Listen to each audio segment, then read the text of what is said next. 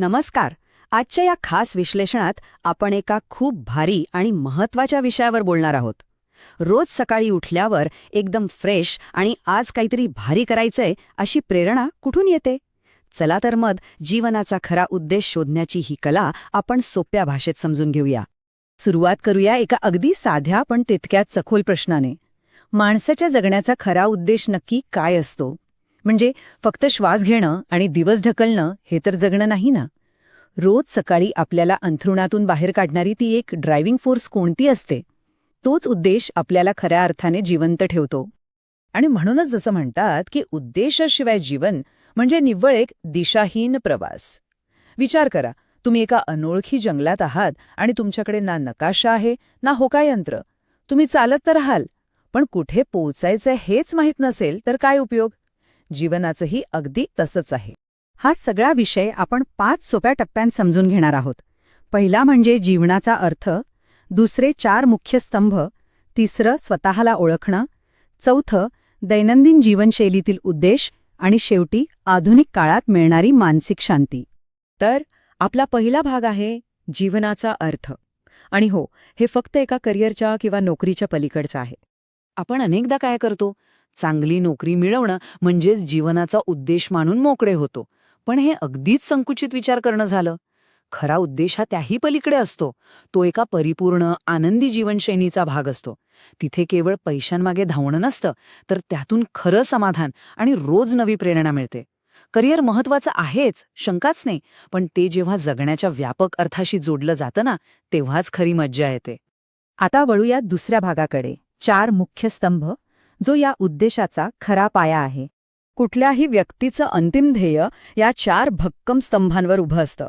आवड, कौशल्य, ध्येय आणि व्यवसाय. हे 4ही स्तंभ एकत्र येणं अत्यंत गरजेचं आहे. यापैकी एक जरी स्तंभ डळमळीत झाला ना, तर आयुष्याचा सगळा डोलाराच कोसळू शकतो. चला, हे एक एक करून समजून घेऊया. सगळ्यात पहिला स्तंभ आहे आवड, म्हणजेच पॅशन. सोप्या भाषेत सांगायचं तर अशी कोणती कामं आहेत जी करताना तुम्हाला वेळेचं भानच राहत नाही, ज्यातून प्रचंड आनंद मिळतो, आतून एक भारी ऊर्जा येते आणि अजिबात थकवा जाणवत नाही. ते काहीही असू शकतं, अगदी संगीत, खेळ, तंत्रज्ञान किंवा नुसतं निसर्गाच्या सानिध्यात वेळ घालवणं. दुसरा महत्वाचा स्तंभ आहे कौशल्य, म्हणजेच स्किल. आता बघा, हे फक्त जन्मजात टॅलेंट नसतं, तर सातत्याने मेहनत घेऊन आपण जी आपली ताकद विकसित करतो ते कौशल्य. ही अशी गोष्ट आहे जिथे आपण इतरांपेक्षा खूप उत्तम परिणाम देऊ शकतो. थोडक्यात सांगायचं तर जेव्हा तुमच्या आवडीला उत्कृष्टतेची जोड मिळते तेव्हा तिचं रूपांतर कौशल्यात होतं. तिसरा स्तंभ म्हणजे तुमचं ध्येय किंवा मिशन. इथे आपल्याला स्वतःकडून लक्ष थोडं बाहेरच्या जगाकडे वळवायचं आहे. या समाजाला किंवा जगाला खऱ्या अर्थाने तुमच्याकडून काय हवंय, जगातल्या कोणत्या समस्या तुम्ही सोडवू शकता, समाजाच्या भल्यासाठी तुमचं ते अद्वितीय योगदान काय असू शकतं, याचा एक व्यापक विचार इथे अभिप्रेत आहे. आणि शेवटी येतो चौथा स्तंभ, व्यवसाय किंवा वोकेशन. हे एक अत्यंत व्यावहारिक आणि कटू सत्य आहे, कारण फक्त आवड असून पोट भरत नाही, बरोबर? पैशांशिवाय कोणताही उद्देश दीर्घकाळ टिकवणं खूप कठीण आहे. त्यामुळे असं काहीतरी काम करणं आवश्यक आहे ज्यातून तुम्हाला एक स्थिर उत्पन्न मिळेल. जर त्यातून उदरनिर्वाहच होत नसेल तर ती आवड केवळ एक सवय किंवा छंद म्हणून उरते. तर आता आपला तिसरा भाग, स्वतःला ओळखणे आणि आपल्या क्षमता तपासणे. यासाठी स्वतःला योग्य प्रश्न विचारणं खूप गरजेचं आहे. हा उद्देश शोधण्यासाठीच आपल्याला स्वतःलाच काही आरपार जाणारे प्रश्न विचारले पाहिजेत. जसे की, मला खऱ्या अर्थाने आनंद कुठे मिळतो, माझी सर्वात मोठी ताकद नक्की कशात आहे आणि माझ्या या ताकदीचा वापर करून समाजाचा काय फायदा होऊ शकतो. जेव्हा आपण या प्रश्नांची अगदी प्रामाणिक उत्तरे शोधतो तेव्हा आपण आपल्या खऱ्या क्षमतेच्या खूप जवळ पोचलेलो असतो. हे सगळं एका मस्त उदाहरणावरून समजून घेऊया. समजा एक लेखक आहे, त्याला लिहिण्याची मनापासून आवड आहे, त्याच्याकडे शब्दांवर पकड असण्याचं उत्तम कौशल्य आहे. तो त्याच्या लिखाणातून समाजाला एक सकारात्मक प्रेरणा देतो आणि सर्वात महत्त्वाचं, तो त्यातून त्याचे पैसेही कमावतो आणि उदरनिर्वाह चालवतो. बघितलंत, इथे ते 4ही स्तंभ कसे एकदम परफेक्ट जोडले गेलेत. यातून त्या लेखकाचा खरा उद्देश अगदी 100% साध्य होतोय.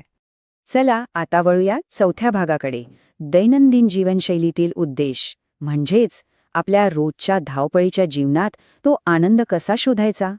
ज्या लोकांकडे जगण्याचा असा एक स्पष्ट उद्देश असतो ना, ते फक्त आनंदीच नसतात, तर ते जास्त निरोगी आणि दीर्घायुष्यी जीवन जगतात. ते रोजच्या अगदी छोट्या छोट्या गोष्टींमध्ये भारी आनंद शोधतात. सकाळी उठण्यापासून ते रात्री झोपेपर्यंत एक वेगळंच समाधान त्यांच्या चेहऱ्यावर असतं. याउलट उद्देशहीन जीवन कसं असतं माहितीये? नुसती एक कंटाळवाणी, दिशाहीन आणि ओझी वाटणारी दिनचर्या ओढत राहण्यासारखं. आणि आता आपला शेवटचा आणि 5वा भाग, आधुनिक काळात मानसिक शांती. आजच्या या भयंकर तणावपूर्ण जगात हा समतोल कसा राखायचा? आजचं जग किती वेगाने बदलतंय आणि किती तणावपूर्ण आहे हे आपण सगळेच जाणतो. अशा वेळी आयुष्याचा हा मुख्य उद्देश एका भक्कम नांगरासारखं काम करतो. म्हणजे जेव्हा कठीण प्रसंग येतात ना, तेव्हा आपण हे सगळं नक्की का करतोय याची जाणीव आपल्याला खचू देत नाही. हेच आपल्याला नैराश्य किंवा बर्नआउटपासून वाचवतं. याचमुळे भयंकर तणावाच्या काळातही एक खोल मानसिक शांती मिळते. करिअर, आपली नाती आणि आपलं आरोग्य यांचा एक परफेक्ट समतोल राखला जातो. मग या सगळ्याचं एक सुंदर समीकरण काय तयार होतं? उद्देश बरोबर आवड अधिक कौशल्य अधिक समतोल. हे एक अत्यंत प्रभावी समीकरण या संपूर्ण विश्लेषणाचा सारांश आहे. खरा उद्देश म्हणजे आपली आंतरिक आवड, आपण विकसित केलेलं कौशल्य आणि जीवनाचे एक सर्वांगीण समतोल यांचे एक भारी संगम आहे. हे तीनही घटक जेव्हा एका रेषेत येतात ना, तेव्हा आयुष्याला खरंच एक विलक्षण गती मिळते. तर या सगळ्या विश्लेषणातून आपण काय शिकलो? स्वतःच्या क्षमतेचा पूर्ण वापर करा, समाजासाठी काहीतरी अर्थपूर्ण योगदान द्या आणि जाणीवपूर्वक एक अत्यंत आनंदी आणि उद्देशपूर्ण जीवन जगा. कारण शेवटी सगळं काही करून आनंदी राहणं हाच तर मानवी जीवनाचा सर्वात मोठा पाया आहे ना.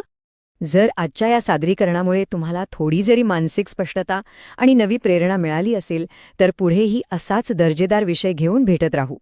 सबस्क्राईब करा, लाईक करा आणि शेअर करा माझ्या चॅनलला, जेणेकरून जीवनाचा हा खरा अर्थ आणि त्यातील आनंद आपण असेच एकत्र मिळून शोधत राहू. धन्यवाद.